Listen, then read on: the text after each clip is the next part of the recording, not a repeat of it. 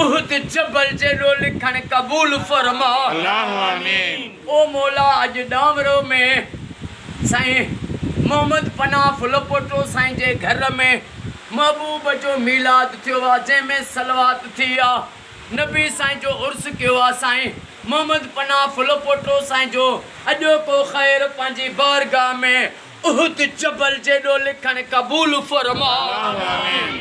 ओ मौला मोहम्मद पनाह फुलपोटो साईं खे, साईं जे बचड़नि खे, साईं जे भाइरनि भाइटनि खे क़यामत ताईं आबाद फरमा। आमीन। ओ मौला फुलपोटा कौम आशिक़े रसूल कौम हर फुलपोटे आशिक़े रसूल जे घर में लख सलवातूं पढ़ियूं वञनि। अम्मा बतूल जो वास्तो थी आहे, दुआ अॼु कबूल फरमा। आमीन। ओ मौला मोहम्मद पनाह फुलपोटो साईं खे जे बि अॼु दुआ जे लाइ चयो उन्हनि सभिनी जो बेड़ो तार। आमीन। जेके भी फुलपोटा हिन दुआ में वेठा आहिनि, हे नौजवान छोकरा दुआ में वेठा आहिनि, इन्हनि जा क़यामत ताईं बेड़ा पार फरमा। आमीन। साईं गुलज़ार अली फुलपोटो साईं खे, गुलज़ार साईं जे बचड़नि खे क़यामत ताईं आबाद फरमा। आमीन।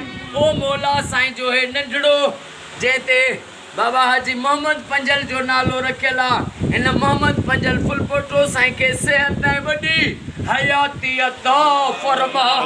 आमीन। मौला जेके बीमार आहिनि उन्हनि खे शफ़ाअत फरमा।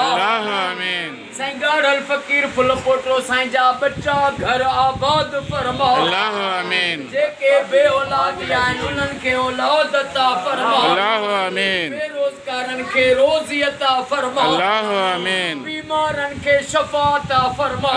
आमीन। महबूब जी सारी उम्मत खे फिरके वारत खां बचा। आमीन। महबूब जी सारी उम्मत खे फिरके वारत खां बचा।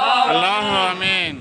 सॼी सिंध में, सॼे पाकिस्तान में, सऊदीअ में, ईरान में, इराक में, शाम में, मिस्र में, फ़लस्तीन में, जाते भी मोमिन मुसलमान रहनि था, हर मुसलमान जे मोमिन जे घर में लख सलवातूं पढ़ियूं वञनि। या दुआ कबूल फरमा। आमीन। ओ मौला महबूब जी उम्मत खे औलिया अल्लाह जे दसियल वाट ते, सूफ़िया किराम जे लतीफ़ सरकार जे दसियल वाट ते हलण नसीब फरमा। आमीन। इन्नल्लाह व मलाइकतहु युसल्लूना अलल नबी या अय्युहल्लज़ीना आमनू सल्लु अलैहि व सल्लिमू तस्लीमा। अल्लाहुम्मा सल्लि अला सय्यदना व मौलाना मुहम्मदिन निल्लज़ी अवल नूरहु व आखिर ज़हूरहु व रहमतल लिल आलमीन वजूदहु ला इलाहा